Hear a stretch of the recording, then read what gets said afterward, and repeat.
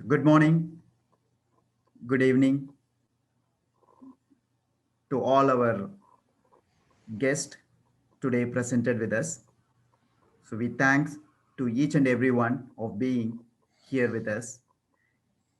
We are very pleased to be able to welcome Dr. Peter Ramsarup, CEO Guyana Office for Investment, Dr. Vijay Kumar, member of Indo-Caribbean Society and Deputy Vice Chancellor of Texila American University, and all our esteemed members and guests for being here. This society was initiated by Texila American University team and the interest group from the Caribbean region, mainly from Guyana, Jamaica, Trinidad and Tobago, and Suriname. The idea for the formation of this society was in response to many queries of ways and means in formulating tangible links between India and Caribbean outside of the mainstream connections. The Indo-Caribbean Society was envisaged in 2018 with the vision and mission to unify and advance our Indo-Caribbean interest by fostering joint and collaborative actions among the different people, organizations, and businesses. The aim of the ICS is to create awareness about the heritage between the India and Caribbean communities, especially among the younger generation, to promote goodwill, friendship, and unity among the Indian and Caribbean communities, and to organize social, educational, health, and cultural activities to achieve their society's objectives. The main areas of focus of ICS are business to business networking, research and education, youth engagement through workshops, seminar, conferences, exhibitions to promote Indo-Caribbean relation. In the past, we have covered several topics through the webinars, which are as follows: business climate of Guyana, global pandemic, COVID-19 India scenario, Ayurvedic practices in the Caribbean, possible partnership with organizations and associations in the region in building businesses for members, agriculture business development, opportunities and techniques, Caribbean culture and globalization, COVID-19 vaccination, oil and gas skills development, training, and employment. And today, we are here with yet another topic, that is investment opportunities in Guyana. Now I would humbly invite our moderator today, Dr. Vijay Kumar Rajaratnam, who has 30 years of experience in education management with a passion and self-drive to achieve goals, vast understanding of an academic environment, and teachers and student relations assisted with teaching experience. He has held several high positions in his career, such as Deputy Vice Chancellor, Assistant Registrar, Dean Admissions, Chief Operating Officer, and so on. His academic accomplishments including his doctoral degree in management, Masters in Philosophy, his MBA and BCom. Dr. Vijay Kumar has over the years published 5 articles and presented 8 papers. He is also a board member of RCM Journal, that's International Journal of Banking, Finance and Digital Marketing, and the Asian Journal of Management. So we welcome you on board, sir, and it's over to you. Thank you, Mr. Balak. Good morning, good afternoon, and good evening, everybody. Welcome to yet another webinar hosted by the Indo-Caribbean Society. It's my privilege and honor to welcome our guest here today, a very distinguished Guyanese, even more than that, a business executive, a US Air Force military officer, proven entrepreneur, author of 5 books, management consultant, Associate Professor. I'm glad to welcome Dr. Ram Sarup, a seasoned senior executive with significant experience across many fields of expertise, from business to economy and politics. He was appointed by His Excellency, Dr. Irfan Ali, the President of the Cooperative Republic of Guyana on the 2nd October 2020 as the Chief Executive Officer for the Guyana Office for Investment. In his role, Dr. Ram Sarup will lead efforts in both foreign direct investments and local content investments, and serves as Guyana's Chief Investment Officer under the Office of the President of Guyana. Welcome, Dr. Ram Sarup, to this webinar. Thank you very much. It's an honor and pleasure to be part of the webinar. My colleagues around the world that are listening, welcome. Thank you for the introduction. And I look forward to interactive discussion on Guyana, its investment opportunities. We are in an exciting time in Guyana. The transformation of our country is happening before our eyes as we look at the future. We're not here no longer to predict the future of what Guyana will be, but our president has made firm the arrangements of its arrival.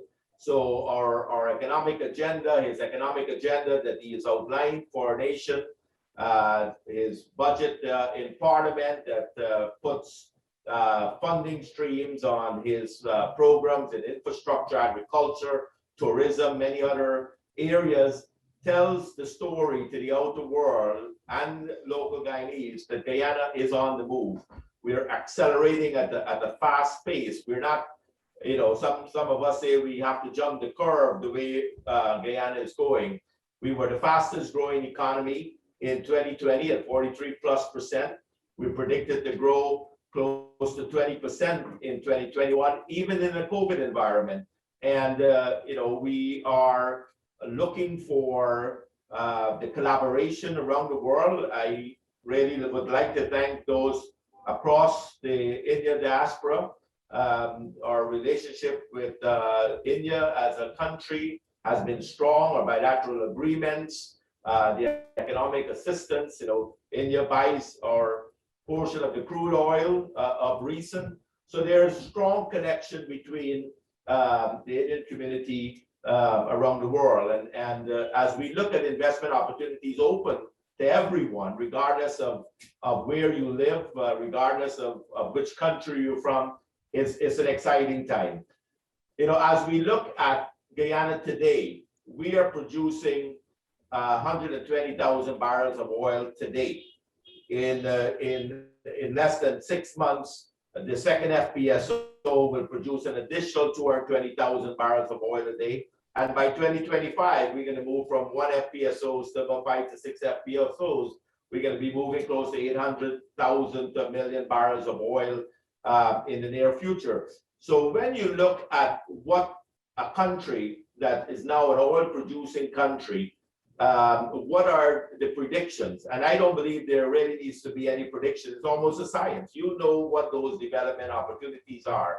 As we move to building the foundation of Guyana, moving from the term that many of us in Guyana grew up with, that I know titled it a curse word, is the term potential. And we have always said Guyana has so much great potential. Well, what the blessings have come to us, we have now moved from that potential to the opportunities. So Guyana now becomes the gateway to opportunities. And if you're an investor around the world and local investors, you can define those opportunities. And I'll explain a few of those as I go on. So when you study our president's vision and his economic agenda, he has started initially, and what we did over the last year is building our foundation on democracy. Guyana believes in democracy. We believe in strengthening democracy. We have fought for democracy. We have won. Democracy has won. We believe in accountability and transparency in our government and in our nation. And with that foundation, the president has now built those pillars. He is investing significant dollars in infrastructure. In the next 5 years, Guyana will see a deepwater harbor port. Guyana will see a gas to shore pipeline that will bring energy costs down to competitive levels around the world. We then will be able to move into industrialization and manufacturing. We are investing in the bridge across the Suriname. We are going to be investing in the connecting of the road to Brazil. The bridge is already built between Brazil and Guyana. So the corridor is not just about Guyana. So the corridor becomes Brazil, Guyana, Suriname. So it's a very exciting opportunity from an investment perspective. And if you look at some of our prospectus that we have outlined on our portal, it describes those areas where we feel, as you look at this corridor, as we bring cheaper energy into Guyana, Guyana will become a net exporter of energy. So if you're in the manufacturing industry, now is the time to be in Guyana. You can't wait for that cheaper energy to come and then say, I'm going to build my factory. As Wayne Gretzky said, the great hockey player says, you got to skate to where the puck is going to be, not where the puck is at this point. So definitely the areas of economic development, with that foundation of infrastructure that our president has committed to, we are moving to the housing market, 50,000 new houses, hopefully within the next 5 years. We've aggressively started that. Thousands are going up right now. So the creation of wealth for Guyanese is a very important factor in our president's vision. And as you build out that infrastructure, 2,000 miles of new roads that will open up lands, vast lands in our region. Guyana is the size of Great Britain with less than 1 million people. Great Britain, I think, has 60+ million people. We cultivate 8.4% of our land right now in agriculture. That cultivation should be almost 60%. So you can see the growth opportunities that will be outlined as we open up the infrastructure towards Guyana. Guyana is the land of many waters. We've got, waterways and rivers. The mouth of one of our rivers is 21 miles in width. So as we look at the deepwater harbor, transportation costs and logistics become a key important industry in order to get those agriculture goods out. And as we bring the cheaper energy and competitive energy costs, we are going to be moving aggressively in agro-processing. We have some of the best sand in the world. We export sand right now to golf courses in North America and in the Caribbean. We export sand for the beaches in many of the Caribbean islands and other areas. So that sand, that same sand, can turn into glass. We used to have a glass factory back in the early 60s and 70s, and with the energy costs going up, that was disbanded. With the energy costs coming down, we could see ourselves moving into that direction. With the vast land in agriculture, livestock, for example, you have the ability to have significant livestock. We right now imports milk into Guyana, $35 million plus worth of milk. We need to, open the lands to dairy cows and moving into pasteurization, milk plants in our country. That opens up a significant investment opportunity in agriculture. So modernizing our known industries is a key agenda of our president. In modernizing the known industries with agriculture, the sugar, the rice, getting them into a competitive environment, expansion of the agro-processing, as I mentioned, are key components of where we see the next big wave outside of oil and gas. Oil and gas is just an enabling factor for us to develop our known industries and to modernize them to a way that they are competitive, they're sustainability for long-term for our citizens. That is the goal. So as we expand in agriculture, tourism, Forbes magazine just published the top 50 places to visit post-COVID. Guyana is in that top 50. With ecotourism, Guyana have vast untouched land, beautiful waterfalls, beautiful areas that you probably would never see in other parts of the world. As we expand in ecotourism, as COVID has taught us that the fact that we need more open space, we need environments where we are in smaller groups, and that may go on for a long time. Guyana becomes that we were voted in 2020 as the #1 eco-tourism destination in the world. So from an investment perspective, ecotourism, the hospitality sector is an important sector to look at too. Why invest in Guyana? Why is Guyana so important? I told you about the economics, fastest growing economy. We're an English speaking country. We're 4.5 hours from North America. We have the ability, very highly educated population, technology environment. If you start to look at expansion of technology, we should be doing large back office processing. We have the workforce available to look at back office processing in technology. We are creating that culture of excellence in our education system, expanding. We're doing 20,000 new scholarships for our folks over the next year or plus. So we're ensuring that culture of excellence in education is going to be important for our population to support investment opportunities that will come our way. So the agriculture, the tourism, the energy sector, Guyana is our incentive package for investors is very lucrative. We can repatriate all your profits outside of Guyana. We prefer you to reinvest in Guyana. Right now, you can own land in Guyana. In a lot of countries, you can't purchase land for investment purposes. We've got some great bilateral agreements with CARICOM. We've got double taxation treaties with countries. So it opens up an environment from an investment perspective. If you're buying Guyana as a stock, that stock will only climb. And the numbers dictate that you buy that stock today in Guyana, that stock will increase over the next year. So our trajectory of growth continues to be there and to demonstrate it based on factual numbers. And as you study Guyana and you look at why you should be in Guyana, it's a very friendly environment. We love our country. The sense of pride and duty and commitment to patriotism that our president has instilled in our nation and in our democracy fight, and why we believe our nation will succeed depends on that commitment to one Guyana, and that we bring our folks together to commit to the development of our nation. We're looking for external help. We're looking for external involvement.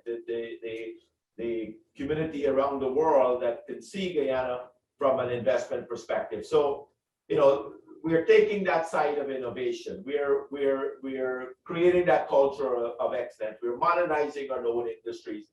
We're leading, leveraging in new areas, in manufacturing and fabrication and servicing and packaging, distribution, logistics. All of those components are opportunities that exist in a growing economy such as Guyana. So I would leave you with the fact that it's an exciting destination. It's probably the #1 destination in the world, and I can say that with facts, for investors to look why they're in Guyana. You've seen the private education, Texila University, that is doing extremely well in our country. The expansion of private universities, the expansion of medical tourism is important. We find a lot of folks traveling 18 hours for a hip transplant in other areas. We believe we can attract a medical tourism facility right here in our country.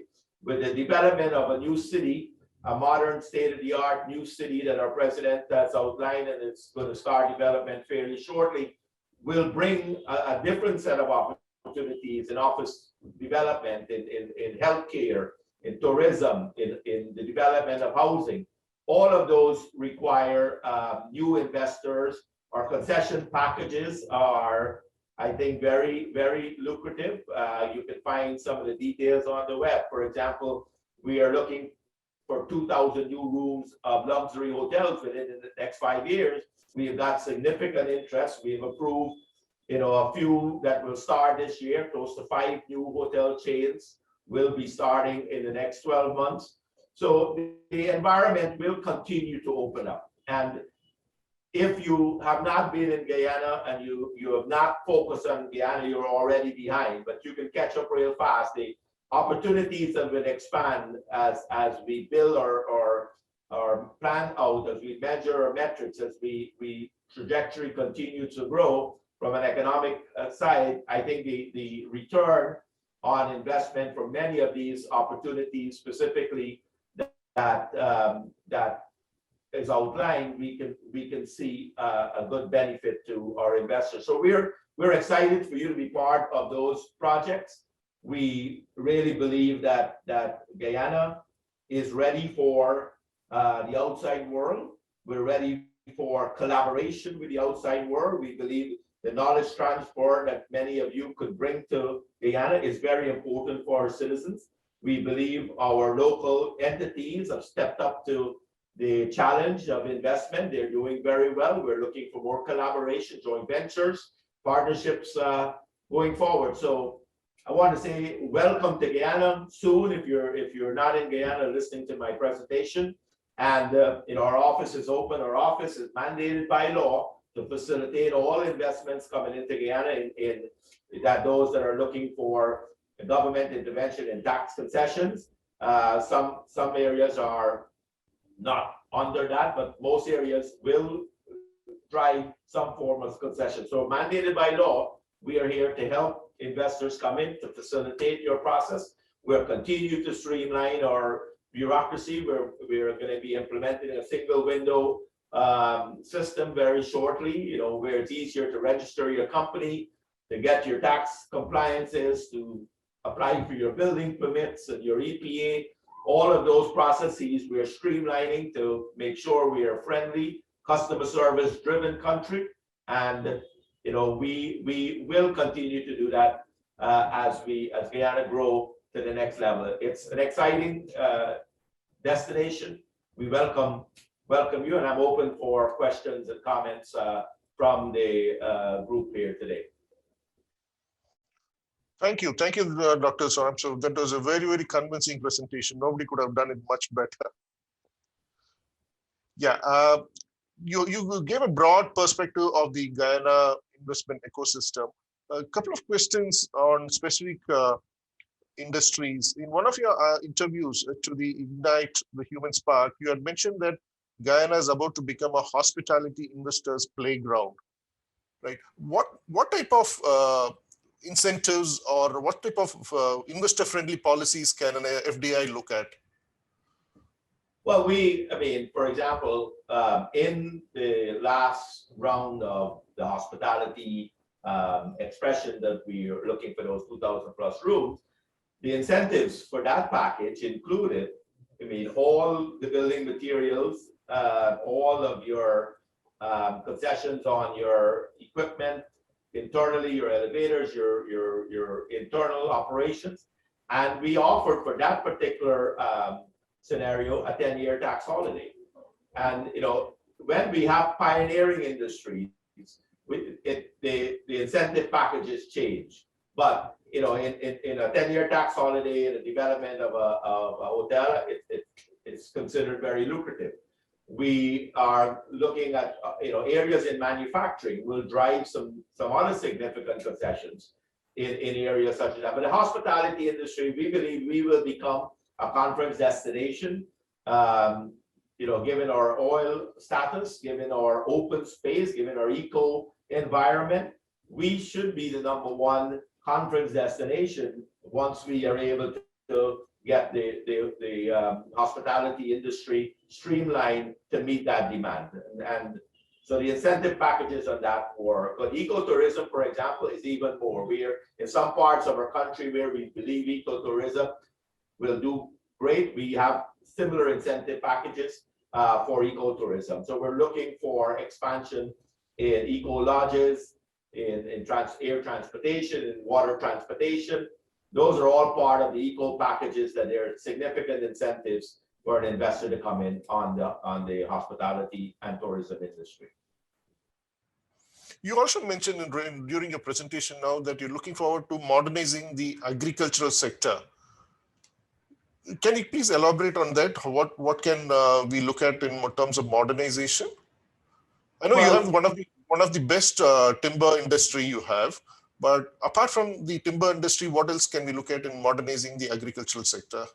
Well, we have invested in the 2021 budget, 22.6 billion Guyana dollars in the agriculture and food security sector. So we're building out the access roads to farms and other components, drainage and irrigation to assist the agriculture industry. But we believe the expansion is going to be, for example, in livestock, in poultry, you know, zero rate status. The incentives for, I mentioned the dairy sector, incentives in agro processing, incentives for large scale plantation farming. For example, if we have to produce 1 million pounds of chicken, of poultry, you need large stock feed, corn and soybeans and other components. We have land, so we're looking for large plantation farmers to come in, 10,000 heads of cattle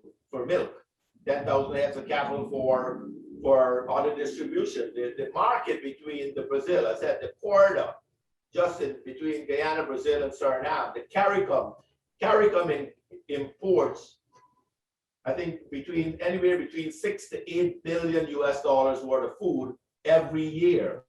CARICOM countries, the Caribbean countries, Guyana is poised to supply even the CARICOM market. So you don't have to look far to get your goods out. So as we gain cheaper energy, as we move to cheaper energy, the shipping cost comes down. You now are scaling to that $8 billion potential, an opportunity right here within the region. So agriculture, we have always said Guyana should be the breadbasket of the Caribbean. We now have that opportunity to make that a reality. As I open my talk, we're making firm the arrangements for this future that has arrived. And with that, the agriculture sector, we have a large fresh water, as I said, land of many waters. Fresh water for the agriculture sector is around the country. So we see this sector again as the largest growth sector in the next 5 years outside of the oil and gas industry. Thank you, Dr. Ramswaram. I have one question from one of our viewers. Mr. Daniel has asked, any plans to deepen the public markets in Guyana? Your thoughts on that? Just say that one more time, please. Any plans to deepen the public markets in Guyana? When you say public markets in terms of the stock market? I'm not sure. Maybe he's looking at, oh yes, he says that yes, it's the stock market that he's looking at. Yes, I mean that's an industry that are a component that has to expand. We have to move to more IPOs. We've got to expand our stock sector. It's very basic at this point. So we believe the banking industry, the financial sector is another growth sector. We're looking for private equity firms to be in Guyana. We're looking for merchant banks. We're potentially going to be looking for deposit banks, large deposit banks. So all of that coming together on the public sector side will be important. If that was the question that was derived. Okay. Couple of other questions that have come up through our chat sessions is about the social security system across Guyana. How are you going to bring down the crime rate and make it more investor friendly and attract more investments? I think it's relative. When people say bring down the crime rate, when you compare a per capita crime rate with other parts of the world, we are very, very safe environment. We are going to continue though aggressively to ensure our nation is secure. We have a great Minister of Home Affairs that has put together his plans for ensuring that security continues to be a high on the government's agenda. And, that's a continued process that will take place. And as economics develop, you're developing the other sectors in advance from the economics. So I see that as an important factor going forward, but I would say that per capita we are a high crime society at all. No. Dr. Mahabir, I hope that satisfies you. I have another question from one Mr. Vishnu, who is looking at shipping costs for donations during the COVID situation, especially the PPEs and other COVID-related treatment equipments and medicines. Is the government planning to give any sort of incentives, or in terms of relaxations, in terms of tax, or anything like that? Well, I believe anything that comes in on a charity perspective do drive tax concessions. So I would say, that would be on an individual basis. But I've seen many supplies come in through charitable organizations across the world. Our diaspora has done extremely well in contributing to Guyana's need during COVID. And if what we're going through is a natural disaster right now, the rainfall has been excessive that we have not seen in decades. And so it's just not COVID relief packages, but it's actually flood relief packages that is needed. And we've had a very good response from the outside world, both at the diaspora, both at governmental levels. And we continue to manage this natural disaster best way we can on top of the COVID issues. But we have done very well on the vaccination. We're thinking close to 50% of our adult population being vaccinated. We have invested in purchasing the vaccine. We're pushing that agenda across Guyana. We have not had any massive outbreak of COVID in any one particular area. We have stabilized our environment. Our medical treatment professionals have done a great job in our country. Our economy was never closed. We continue to ensure that protocols are set in place. We still have curfews, we still have mandatory mask wearing, and we're bringing the vaccination level up, and we continue to do that. So really, anybody shipping gift items, donation will drive the tax areas that it would have not normally have been driven. Definitely appreciate the efforts the Guyana government has done in terms of curtailing the COVID spread and in terms of vaccination. 50% vaccinated, 50% of the population being vaccinated is a great achievement. Looks like I have a potential investor who's got a direct question. How do international companies get idea or proposal in front of Go Invest, and who do we address proposal to? Well, our portal is very interactive. Our portal has what we have on it. It's called an expression of interest form. It outlines the necessary information we need to evaluate your project. Along with the EOI, you would submit a business proposal. And we will, after that, we will determine whether or not it drives fiscal concessions or whether or not you don't really need government assistance to come in to do that industry. So for example, if you're coming in to do a back office processing and you're going to set up a large back office center or call center in Guyana, that's a package I'm looking for. We would then guide you through that process. You would, wherever you're going to build or rent, and what concessions go with you coming in and setting up that back office process. So if you could move an operation, say from India, that is more costly and put it in Guyana, we are interested in that. And so through that portal, we would assign an investment officer to work and guide you through the next phase of that investment project. Yeah, thank you. There's another question. Again, looks like a potential investor. One, Mr. David, his queries are on waste management system. What's the government trying to modernize? How is the government trying to modernize the waste management system? Well, there are many initiatives. I mean, it's more of a private sector. I've just looked at the proposal that came in on looking at turning the waste oil into refining the waste oil into some products. We've got a proposal on the table to turn the waste into diesel. So there are many alternatives coming in line. We're very interested in the waste management, the recycling options. You've got to study the local market in terms of what the input materials are and what is needed. It can be multiple of those type of industry because it's the waste is confined, but we've got significant agricultural waste, we've got timber waste, we've got the coconut products, the shells. We are a large producer of coconut water, but we've got all the shells that can be crushed into mulch, the fiber that can turn into road products. There are many byproducts of the coconut industry and the waste industry that I believe is wide open for an investor to come in and look at that market, that industry specifically, into turning those other materials into value-added products. Your presentation on tourism has attracted one of our viewers, and the question goes like this: are there opportunities for people to retire in Guyana? Well, in the President's new city, I know we're going to be looking at that area significantly. It's where it's designed.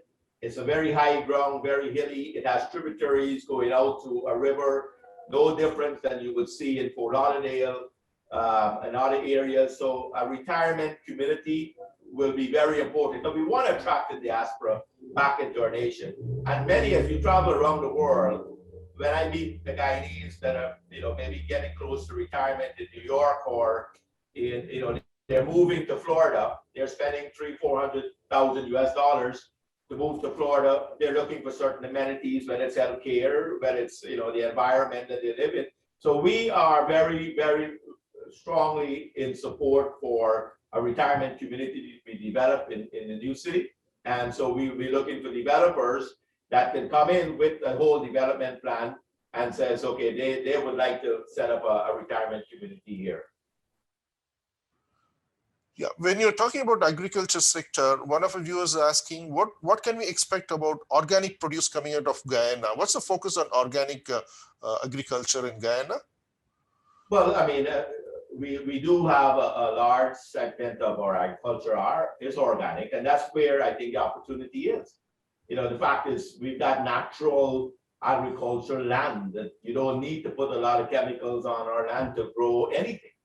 So we really believe we are an organic destination for agriculture. That, the expansion, that's why I talk about large scale plantation farming, that's where I think the market is in organic farming at a very large scale level. You've got a good local market, with the hospitality industry increasing, with the oil and gas support system, 50 plus supply ships are going to be tripled over the next year, supporting the oil offshore community.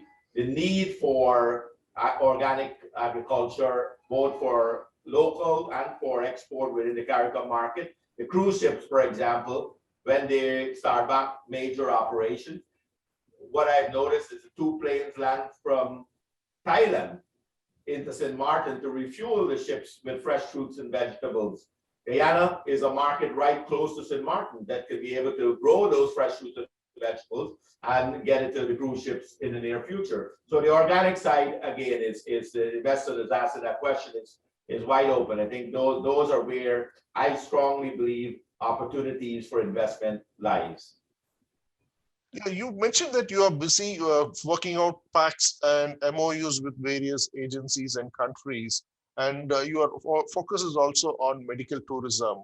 One of our viewers asking, can Guyana be considered to be an authorized foreign entity for billing purpose for the US medical insurance?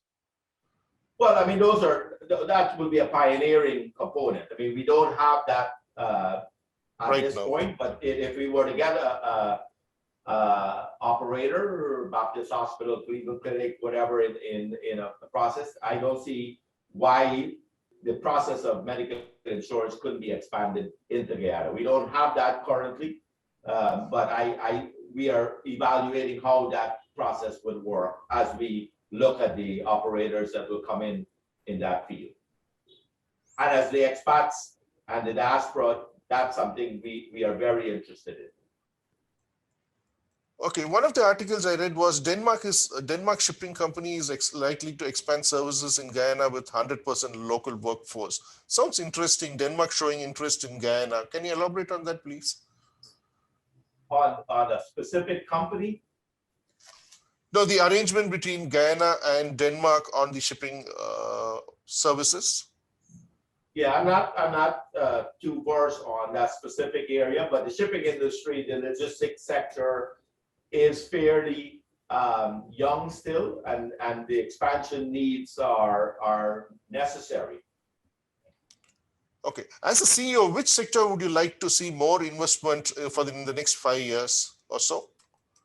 As I mentioned, agriculture, definitely number one. The tourism, the ecotourism and large-scale tourism.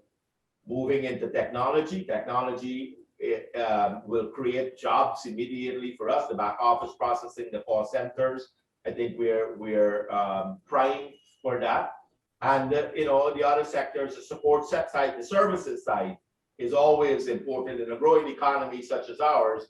The services sector becomes a lucrative market, in terms of basic needs that these different industries will need. And as we connect the markets between Brazil, Guyana, and Suriname, that opens up a scale of development that is hard to describe, but it will be large scale. If you're going to have 30,000 plus containers a month flowing through Guyana from Brazil to Deepwater Harbor, you can imagine what all of the leveraging from that particular opportunity brings to areas. So agriculture, tourism, technology, healthcare are all sectors that I believe Guyana is primed for serious, large investors, and we will help with that process and ensure the incentives are there to attract and facilitate any development in those areas. Apart from FDI, what is your office trying to do or doing for local entrepreneurs and local investments?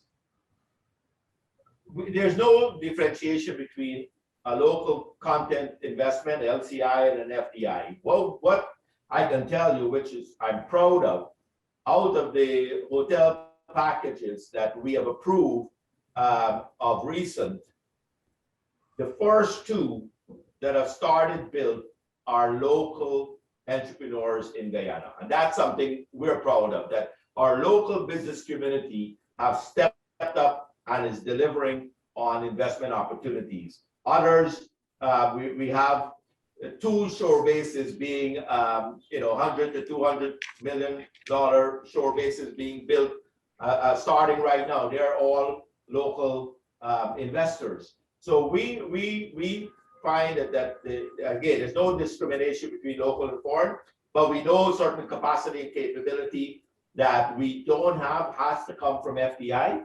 And that's why our investment packages are open to attract the foreign direct investors to come into Guyana. We hope that when they come in, they'll find their local partners. Local content is a very important factor for our government.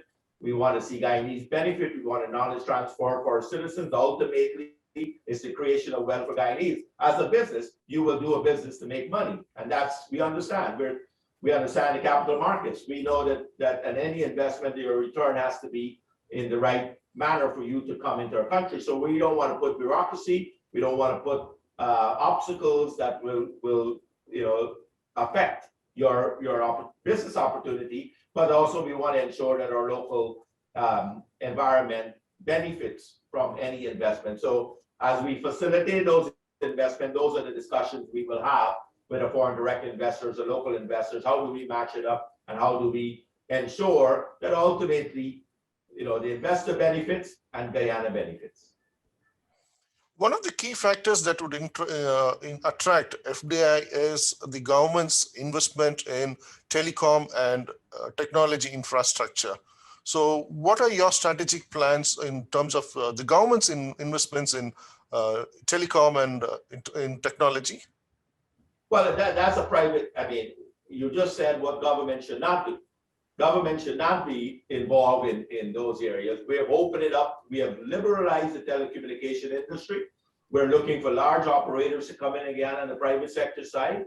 That liberalization that has been stagnating our telecom industries over the decades are now free. we have seen companies running fiber across the country. The expansion is there. So that is a great opportunity for investors to come and look at the telecommunication industry, because now it's open to the private sector.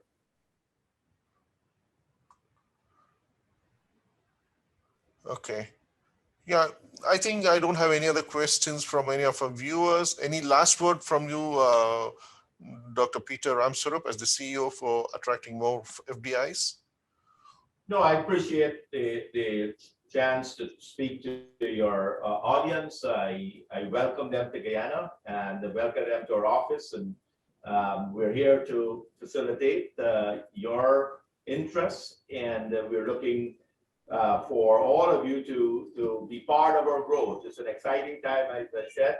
And we want to make sure that you benefit as much as we will benefit from our collaboration with the foreign direct investors, with the diaspora, with our local entities, bringing together an integrated approach to develop our nations over the next few years.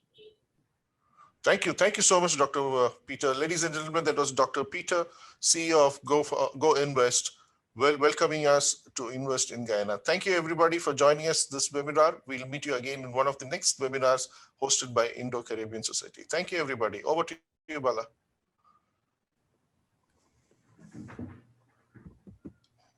Thank you so much, Dr. Vijay, for moderating this session. And thank you, Dr. Peter Ramsarup, for speaking to our members on investment opportunities in Guyana. I believe members who attended really enjoyed, and it can be attested by the questions raised by the members from different countries of our chapters. You have covered a wide area of investment, starting from agriculture, hospitality, waste management, shipping, forestry, etc., sir. Of course, Guyana is indeed a best destination for investment, and we appreciate you making time in your busy schedule to speak to our members from India, Guyana, Jamaica, Trinidad and Tobago, and Suriname. And thank you all members and the guests who have attended this session. And we will come to you soon with another interesting topic in the coming months. So thank you all and be safe.